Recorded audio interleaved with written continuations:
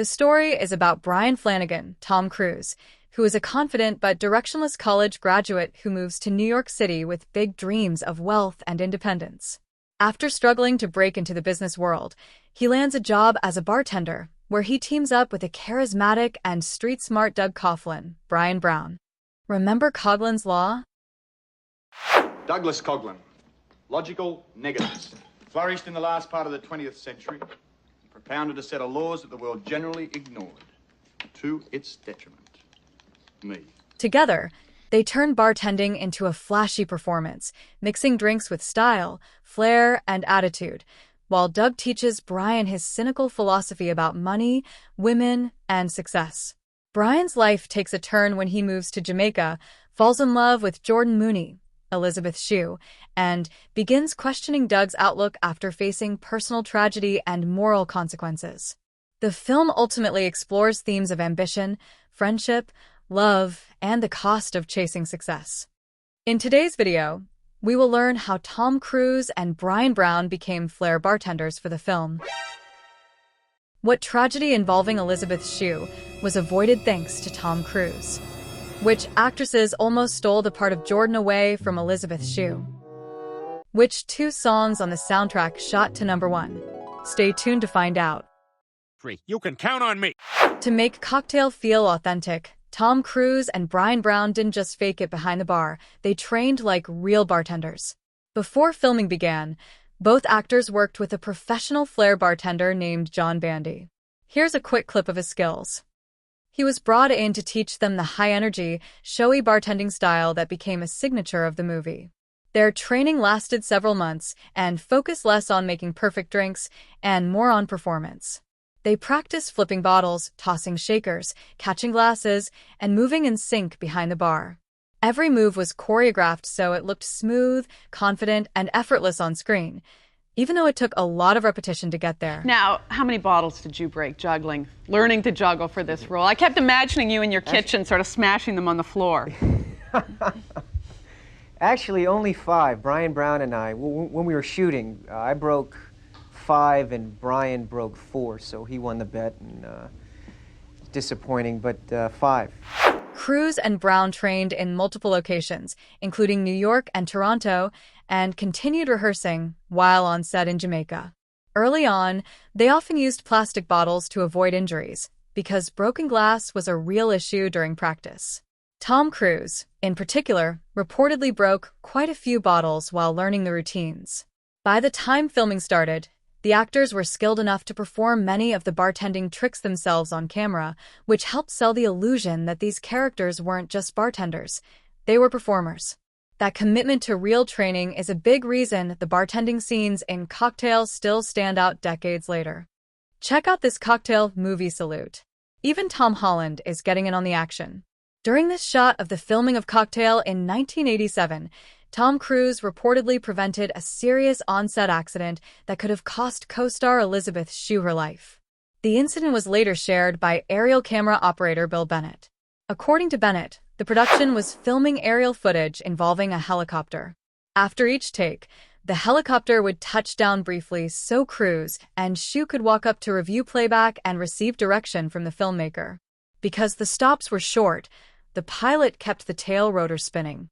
The area behind the helicopter was considered extremely dangerous, as the rapidly spinning tail blades can appear almost invisible and are fatal if someone walks into them.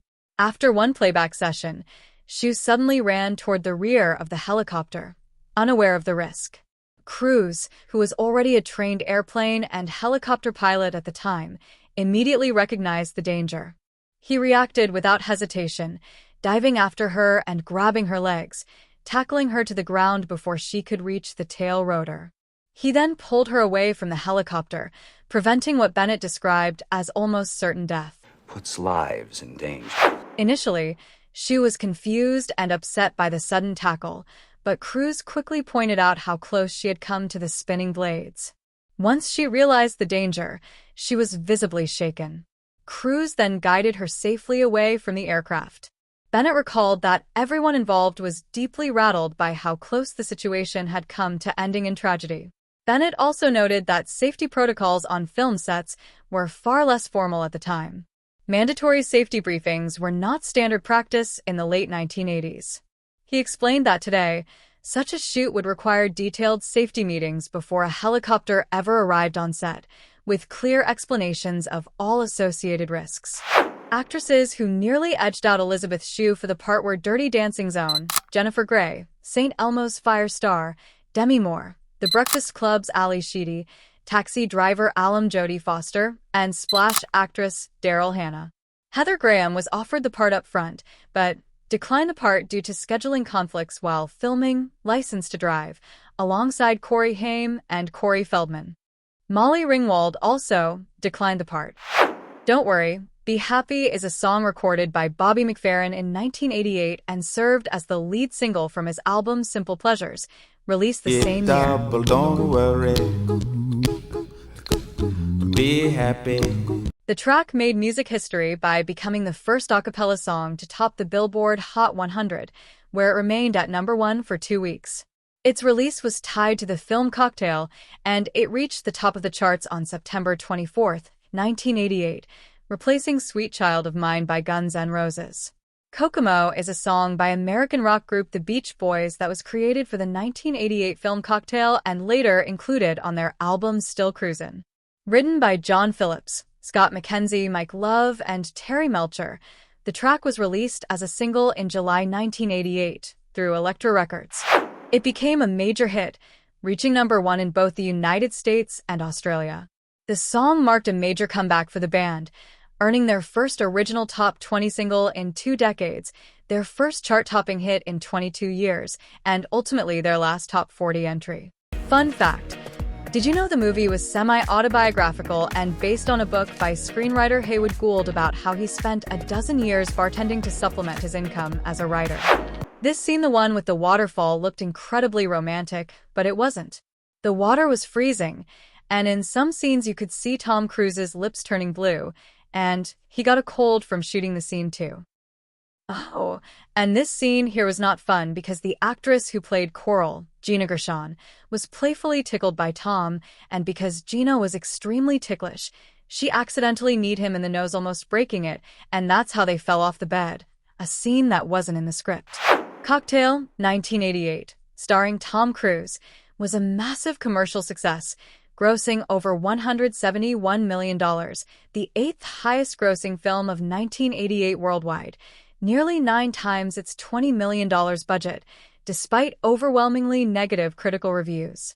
Its success was driven by Cruise's immense post-Top Gun popularity, a hit soundtrack featuring the Beach Boys, and its status as an 80s guilty pleasure pop culture phenomenon.